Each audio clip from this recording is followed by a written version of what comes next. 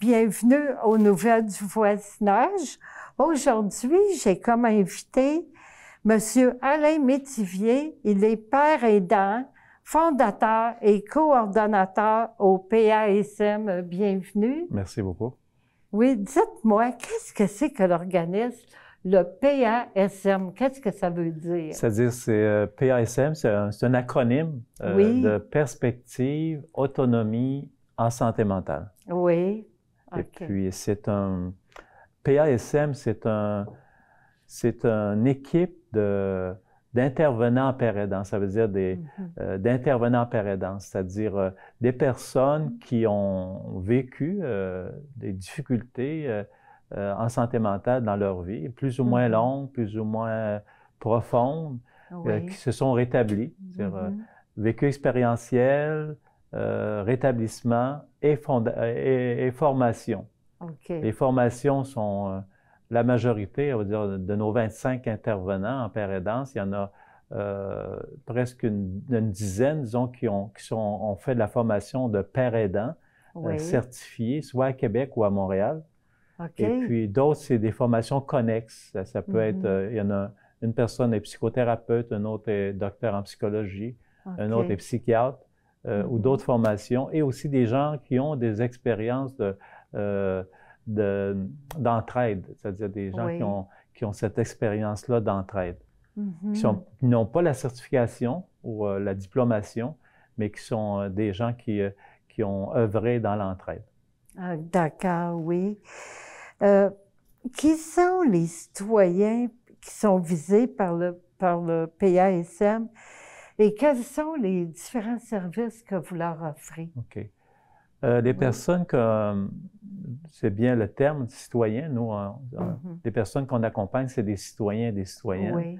Et puis les citoyens que l'on vise, ce sont des gens de 18 ans et plus. Ah oui. Mais si on parle des tours, des tours, c'est les aînés. Oui. Donc, on priorise les aînés autour.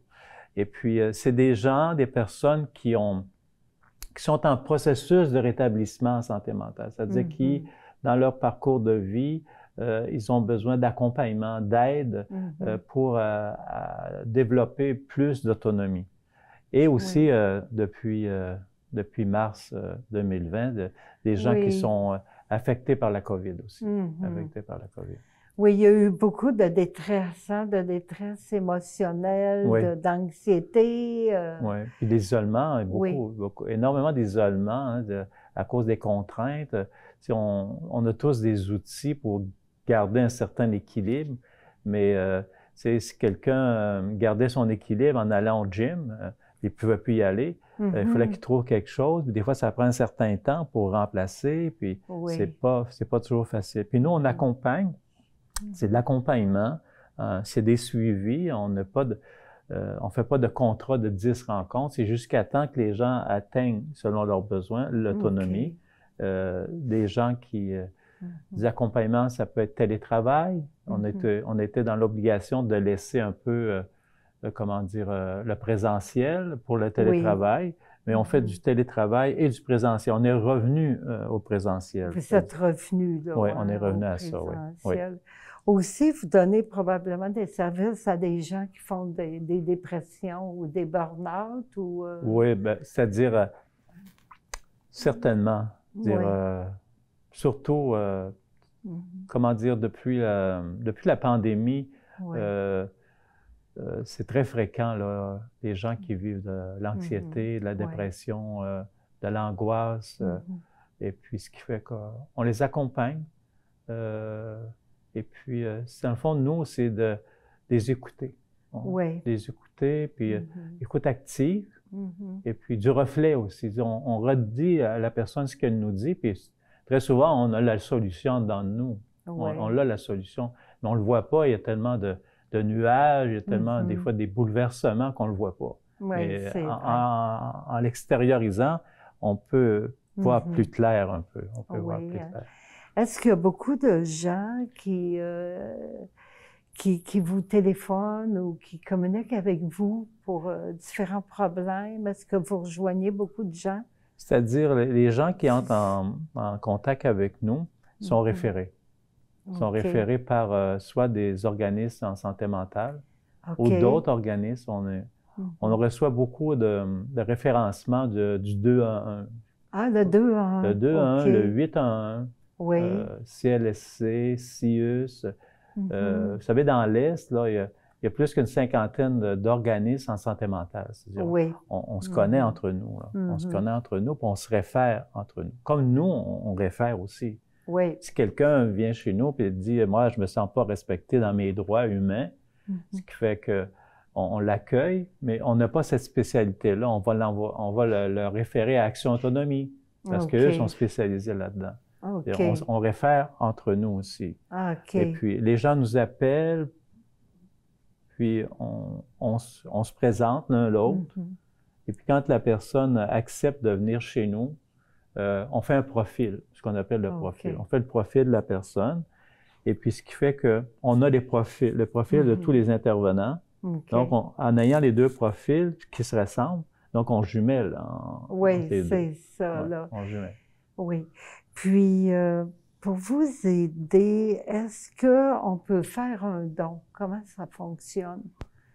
C'est-à-dire qu'il y a des événements parfois comme c'est certain que durant la pandémie, ça n'a pas été possible. Nous, au début, on commence, c'est notre 3e année. Ça fait qu'au début, on faisait des levées de fonds, on faisait des soupers spaghettis. Ah, OK. Ça fait que là, on avait des enveloppes. Ça fait que on laissait traîner les enveloppes sur les tables. Ça fait que les gens faisaient des dons, bien, ils marquaient leur nom, leur adresse. Ça fait que, ce qui fait qu'on on est un organisme de bienfaisance, donc on émet des reçus de charité aussi. OK. Et puis, il y a des gens qui continuent à nous donner. Puis on reste en contact avec eux.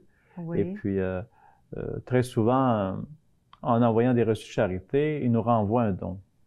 Et puis, pour nous atteindre, c'est-à-dire dans le sens, pour nous rejoindre pour des dons, souvent c'est soit par courriel, soit par téléphone, puis on donne notre adresse, puis les gens font parvenir soit un chèque ou non à l'organisme. Oui.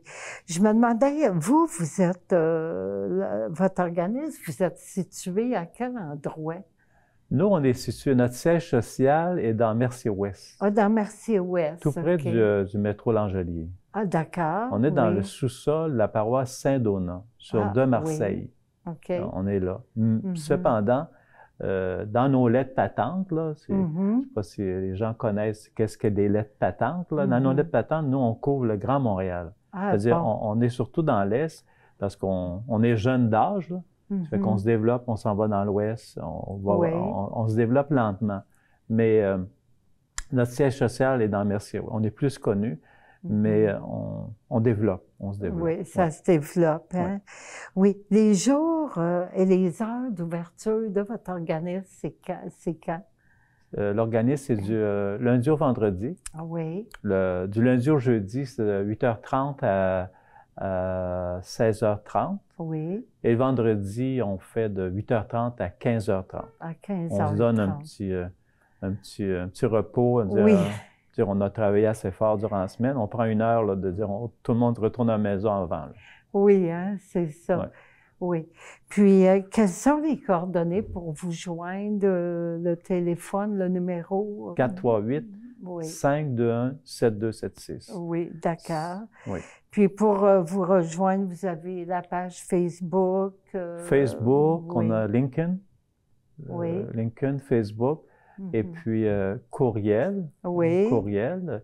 Et téléphone bureau. On a le téléphone bureau. On a François qui est secrétaire.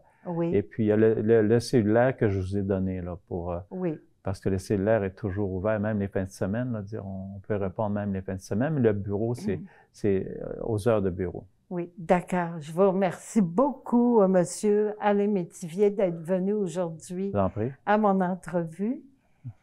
C'était Louise Miller pour les nouvelles du voisinage. À la prochaine!